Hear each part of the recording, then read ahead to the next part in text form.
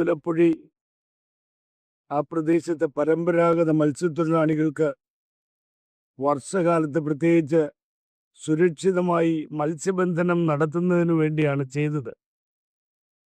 2000 ഇത് ആരംഭിക്കുമ്പോൾ തന്നെ ഇതിന് നിയോഗിക്കപ്പെട്ട ഉത്തരവാദിത്തപ്പെട്ടവരൊക്കെ വഴിവിട്ടു പോയതായിട്ടാണ് റിപ്പോർട്ട് പറയുന്നത്. ആ റിപ്പോർട്ട് അനുസരിച്ചുള്ള നിർമ്മാണമല്ല അവിടെ നടന്നത്. ആ അശാസ്ത്രീയമായ നിർമ്മാണം തുടർന്ന് വന്നപ്പോൾ തന്നെ ധാരാളം അപകടങ്ങളുണ്ടായിരുന്നു.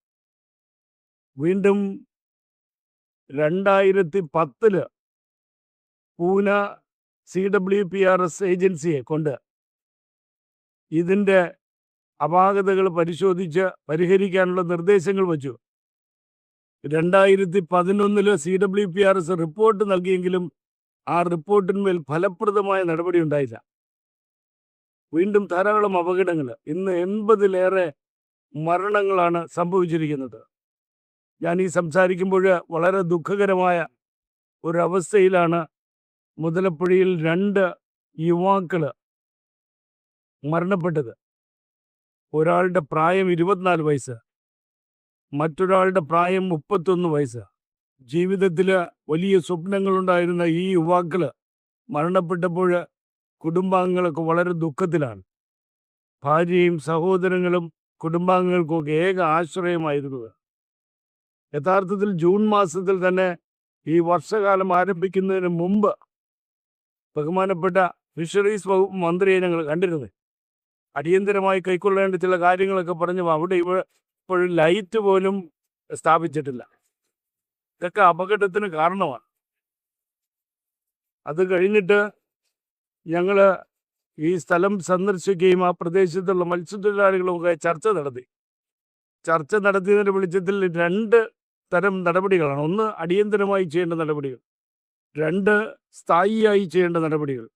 ഈ സ്ഥായിയായി നടപടികൾ പറയുമ്പോൾ നമുക്കൊരു വലിയ ഹാർബർ എഞ്ചിനീയറിംഗ് ഡിപ്പാർട്ട്മെൻ്റ് ഉണ്ട്. അവർ 2020 കേന്ദ്ര സർക്കാരിന് നൽകിയ, ഇതിൻ്റെ നവീകരണത്തിന് വേണ്ടി നൽകിയ ഈ പദ്ധതി രേഖയിൽ പറഞ്ഞിരിക്കുന്ന 64 കോടി രൂപയാണ്.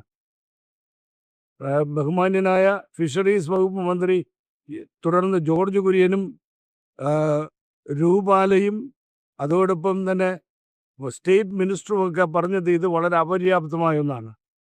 അതിനുശേഷമാണ് 177 കോടി രൂപയ്ക്കുള്ള പദ്ധതി തയ്യാറാക്കുകയും കേന്ദ്ര സർക്കാർ 102 കോടി രൂപ അനുവദിക്കുകയും ചെയ്തത്.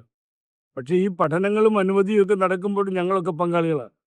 പക്ഷേ ഈ റിപ്പോർട്ട് വന്നതിന് ശേഷം ഞങ്ങളെ ആരും ചർച്ചയ്ക്ക് വിളിക്കാറില്ല. അവിടുത്തെ മത്സ്യത്തൊഴിലാളികളെ വിശ്വാസത്തിലെടുക്കാറില്ല. ഈ എഞ്ചിനീയർമാർ അവർക്ക് തോന്നുന്ന രീതിയിൽ കാര്യങ്ങൾ ചെയ്തുകൊണ്ട് പോകുന്ന അവസ്ഥയാണ്. ഇപ്പോഴും ഈ 177 കോടിയിൽ എത്ര രൂപ ചെലവഴിച്ചെന്നറിയത്തില്ല. ആ മുതലപ്പുഴി നവീകരിക്കാനായിട്ട് ചെയ്തിരിക്കുന്ന ആ പണികളൊക്കെ വലിയ അപകടകരമായ അവസ്ഥയിലാണ്.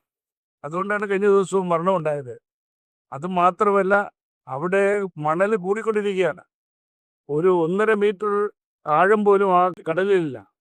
അപ്പോൾ വേണ്ടത്ര ഡ്രെഡ്ജിങ് നടക്കുന്നില്ല, ശാസ്ത്രീയമായ പുനഃക്രമീകരണം നടക്കുന്നില്ല, ഒരു ഹാർബറിനുണ്ടാകേണ്ട അടിയന്തരവും അത്യാവശ്യവുമായ കാര്യങ്ങളൊക്കെ ചെയ്യുന്നില്ല.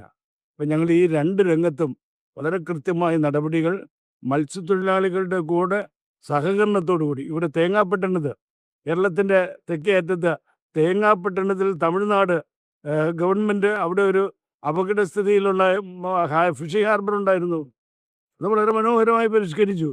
അവിടുത്തെ മത്സ്യത്തൊഴിലാളികളുടെ കൂടെ അഭിപ്രായങ്ങളും അവരുടെ കൂടെ സഹകരണത്തോടു കൂടിയാണ് അത് പരിഷ്കരിച്ചത്. അവർക്ക് കടലിൻ്റെ ഗതി അറിയാം, മണൽ നീക്കത്തിൻ്റെ കാര്യങ്ങളറിയാം, ഈ ആഴത്തിൻ്റെ സ്ഥിതികളൊക്കെ അറിയാം. അവരുമായിട്ട് സംസാരിച്ചിട്ടാണ് ഇപ്പോൾ പരിഷ്കരിച്ചിരിക്കുന്നത്. ഈ മുതലപ്പുഴയിലും ആദ്യം CWPRS നൽകിയ റിപ്പോർട്ട് പുറത്തുവിടണം. 2, അതിൻ്റെ വെളിച്ചത്തിൽ തയ്യാറാക്കിയിരിക്കുന്ന ഡിസൈൻ പുറത്തുവിടണം. 3, അതിനുവേണ്ടി തയ്യാറാക്കിയിരിക്കുന്ന DPR പുറത്തുവിടണം. അതൊക്കെ പൊതു സമൂഹത്തിന് മുമ്പിൽ വച്ച് മത്സ്യത്തൊഴിലാളികളും വിദഗ്ധരുമായിട്ട് ചർച്ച ചെയ്ത് ഒരു തീരുമാനത്തിലെത്തണം. ആ തീരുമാനത്തിൻ്റെ വെളിച്ചത്തിലായിരിക്കണം നടപടികൾ മുന്നോട്ട് കൊണ്ടുവരിക. അക്കാര്യം ഞങ്ങൾ കൃത്യമായി ബഹുമാന്യനായ മുഖ്യമന്ത്രി അറിയിച്ചിട്ടുണ്ട്. അദ്ദേഹം ആ കാര്യം ഉത്തരവാദിത്വത്തോടു കൂടി ഏറ്റെടുത്ത് ഈ അവിടുത്തെ മത്സ്യത്തൊഴിലാളികളെയും ഞങ്ങളെയും ഒക്കെ വിശ്വാസത്തിലെടുത്തുകൊണ്ട് നടപ്പിലാക്കാനുള്ള നടപടി കൈക്കൊള്ളാമെന്ന് വാഗ്ദാനം നൽകിയിട്ടുണ്ട്. തീർച്ചയായിട്ടും അക്കാര്യത്തിൽ ബഹുമാന്യനായ മുഖ്യമന്ത്രി വളരെ ഇച്ഛാശക്തിയോടുകൂടിയാണ് സംസാരിച്ചത് ഒരു ശാശ്വത പരിഹാരം ഉണ്ടാവും എന്നാണ് ഞങ്ങൾ പ്രതീക്ഷിക്കുന്നത്. കാരണം ഇതിനകത്ത് ഈ പറഞ്ഞിരിക്കുന്ന ഹാർബർ എഞ്ചിനീയറിംഗ് ഡിപ്പാർട്ട്മെൻറ്റ് എനിക്കിപ്പോൾ വിശേഷിപ്പിക്കേണ്ടത് ഒരു വെള്ളാനയായോ എന്നും എനിക്ക് സംശയമുണ്ട്. എന്തിനാണ് ഈ മത്സ്യത്തൊഴിലാളികൾ വിശ്വാസത്തിലെടുക്കാതെ ഈ നടപടിയായിട്ട് മുന്നോട്ട് പോകുന്നത്? അവരിതിനകത്ത് ഇതിൻ്റെ ഗുണഭോക്താക്കൾ മാത്രമല്ല, ഇതവിടെ കാര്യക്ഷമമായി പ്രവർത്തിക്കണമെങ്കിൽ അവരുടെ കൂടെ സഹകരണം ആവശ്യമാണ്. ഈ നമ്മുടെ വിഴിഞ്ഞം കണ്ടെയ്ൻമെന്റ് ട്രാൻസ്ഷിപ്മെന്റ് തുറമുഖം കരാറിൽ അവിടെ ഒരു ആധുനിക തുറമുഖം നിർമ്മിച്ച് നൽകാമെന്നുള്ള ഒരു ഉറപ്പുണ്ടായി. അപ്പൊ അതിനെക്കുറിച്ച് അവർ ആരും മിണ്ടുന്നില്ല. എന്താണത്? ആ പ്രദേശത്തിന്റെ പ്രശ്നമാണോ അതോ തീരമില്ലാത്തതാണോ? എന്താണ് അച്ഛൻ അതിനെക്കുറിച്ച് ഈ പറയാനുള്ളത്? വാഗ്ദാനങ്ങളെല്ലാം വെറും മരീചിക പോലെ നിൽക്കുന്ന ഒരവസ്ഥയാണ് നമ്മൾ കാണുന്നത്. വാഗ്ദാനങ്ങൾ ധാരാളം നൽകുന്നുണ്ട്, പക്ഷേ ഈ വാഗ്ദാനങ്ങളൊന്നും ഫലപ്രദമായി നടപ്പിലാക്കുന്ന സ്ഥിതിയില്ല. ഞങ്ങളെന്ന് പറഞ്ഞു ഈ നിലവിലുള്ള ഫിഷിംഗ് ഹാർബറിൽ മണ്ണടിഞ്ഞുകൊണ്ടിരിക്കുകയാണ്, അതിനകത്ത് കടലടിക്കുകയാണ്, അപകടങ്ങൾ ഉണ്ടായിക്കൊണ്ടിരിക്കുകയാണ്. അപ്പോൾ അത്തരം പ്രശ്നങ്ങൾ പരിഹരിക്കാൻ ഇനി ഈ അന്താരാഷ്ട്ര തുറമുഖ നിർമ്മാണത്തിൻ്റെ ഭാഗമായി ഈ കടലിലെ മണലൊഴുക്ക്, കടലിൻ്റെ ഗതി, അതുപോലുള്ള കാര്യങ്ങളിലൊക്കെ ധാരാളം വ്യത്യാസം ഉണ്ടായിട്ടുണ്ട്. അവിടെ വിസിലിൻ്റെ ഉദ്യോഗസ്ഥരൊക്കെ ഇരിപ്പുണ്ട്. അവരെന്തിനു വേണ്ടി ഇരിക്കുന്നതെന്ന് അറിയത്തില്ല. അവരൊക്കെ ഇതിൻ്റെ ഈ പറഞ്ഞിരിക്കുന്ന കിമ്പളം പറ്റാനാണ് ഇരിക്കുന്നതെന്ന് അറിയത്തില്ല. അവിടുത്തെ നിർമ്മാണം മേൽനോട്ടം വഹിക്കണം. കടലിനും ആവാസ വ്യവസ്ഥയ്ക്കും ഉണ്ടായിക്കൊണ്ടിരിക്കുന്ന മാറ്റങ്ങൾ പഠിക്കണം. കഴിഞ്ഞ 2-3 വർഷത്തിനുള്ളിൽ 10-30-ലേറെ കുട്ടികൾ, വിദ്യാർത്ഥികൾ, എൻ്റെ നാട് പുത്തൻതോപ്പ് മുതൽ അങ്ങ് പുല്ലുവിള മേഖല വരെ കടലിലിറങ്ങിയ കുട്ടികളൊക്കെ മരണപ്പെട്ടു. ഇത് ഈ പൊതുസമൂഹത്തിൻ്റെ ഒന്നും കണ്ണു തുറപ്പിക്കുന്നില്ല. അതുകൊണ്ട് ഇത്തരം കാര്യങ്ങളിൽ ഗൗരവമായ ഇടപെടലുണ്ടാകണം. ഈ ഹാർബർ പോർട്ട് വന്നതിന് ശേഷം കടലിൽ ഉണ്ടായിരിക്കുന്ന കടൽ നീക്കം, മണൽ നീക്കം, കടലിൻ്റെ ഈ രീതികളിലുണ്ടായിരിക്കുന്ന മാറ്റങ്ങളൊക്കെ പഠിച്ച് ജനങ്ങളെ ബോധ്യപ്പെടുത്തണം. അത്തരം കാര്യങ്ങളിലൊക്കെ അത് തന്നെയാണ് ഈ പറഞ്ഞിരിക്കുന്ന പോലെ അന്താരാഷ്ട്ര നിലവാരത്തിലുള്ള ഒരു ഫിഷിംഗ് ഹാർബർ നിർമ്മിച്ചു കൊടുക്കുമെന്ന് പറഞ്ഞെങ്കിലും പക്ഷേ അതൊക്കെ ഇപ്പോഴും ഒരു വനരോധനം പോലെ നിൽക്കുകയാണ്. അത്തരം കാര്യങ്ങളിലൊക്കെ കൃത്യമായ ഇടപെടലുകൾ ഉണ്ടായില്ലെങ്കിൽ ആ പ്രദേശത്ത് തന്നെ പല ചുറ്റുപാടുമുള്ള സമൂഹങ്ങളൊക്കെ വലിയ പ്രതിഷേധത്തിലാണ്. കാരണം അവരോട് വാഗ്ദാനം ചെയ്ത ഒരു കാര്യം ഉണ്ടായില്ല.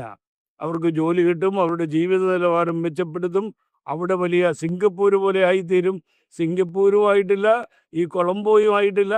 നമ്മുടെ നാട് തന്നെ നശിച്ചുകൊണ്ടിരിക്കുന്ന ഒരു സ്ഥിതിയാണ് കാണാൻ സാധിക്കുന്നത്.